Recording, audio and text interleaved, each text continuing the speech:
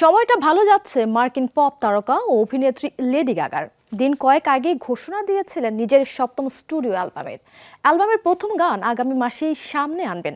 এবার ভক্তদের চমকে দিয়ে জানালেন Joker 2 cinema sound oh track album প্রকাশ করতে যাচ্ছেন তিনি। অর্থাৎ শিগগিরই একসাথে দুটো অ্যালবাম সামনে আসতে যাচ্ছে গাগার। বিজলি কেবলস যে কোনো স্থাপনার বৈদ্যুতিক সংযোগকে রাখে নিরাপদ। বিজলি কেবলস, নিরাপদ আজীবন। When I first saw Joker, when I saw you. Joker ভক্তদের চোখ 4 অক্টোবরের দিকে। এক কমেডিয়ানের জীবনের ট্র্যাজেডি নিয়ে 2019 সালে মুক্তি পেয়েছিল জোকার। সিনেমাটি দিয়ে বিশ্বজুড়ে পরিচিতি পান ওয়াকিন ফিনিক্স। এবার তৈরি হয়েছে জোকারের সিকুয়েল। প্রথম ভাগ যেখানে শেষ হয়েছিল সেখান থেকেই শুরু হবে জোকার ফলি আদু সিনেমার গল্প। এতে ওয়াকিনের বিপরীতে হার্লি কুইন চরিত্রে অভিনয় করেছেন গ্র্যামিজয়ী মার্কিন গায়িকা লেডি গাগা। আগামী 4 অক্টোবর মুক্তি পাবে সিনেমাটি।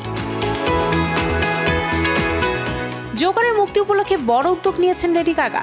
প্রকাশ করছেন পুরো একটি অ্যালবামটির নামও দিয়েছেন জোকারে তার অভিনীত চরিত্রের নামে, হার্লি কুইন। 13টি গান নিয়ে এটি মুক্তি পেয়েছে 27 সেপ্টেম্বর। ক্যারিয়ারের সপ্তম অ্যালবাম প্রকাশের প্রস্তুতি নিচ্ছেন লেডি গাগা। এর মধ্যেই হার্লি কুইনের ঘোষণা গাগা ভক্তদের কাছে বাড়তি পাওনা হিসেবেই ধরা দিল। কয়েকদিন ধরে সোশ্যাল মিডিয়ায় এলোমেলো বিভিন্ন লাইন পোস্ট করছিলেন গায়িকা। কখনো লেখেন I'm ready for my interview, এরপর don't tell me what to wear, moondust guest everywhere ও স্টিল নট অক্টোবর লেখেন পৃথক পোস্টে। এখন স্পষ্ট যে এই সবই তার হার্লি কুইন অ্যালবামের গানের শিরোনাম। এগুলো ছাড়াও অ্যালবামে থাকবে good morning, get happy, smile, the joker ও ফলি আদু শিরোনামের গানগুলো। টড ফিলিপস পরিচালিত জোকারের প্রথম পর্বটি ছিল সাইকোলজিক্যাল থ্রিলার, তবে জোকার ফলি আদু অনেকটা মিউজিক্যাল ঘরানার। জানা গেছে $200 মিলিয়ন বাজেটের এই সিনেমায় 15টি পরিচিত গানকে নতুনভাবে পরিবেশন করা হবে, সঙ্গে কিছু মোডি গানও থাকবে।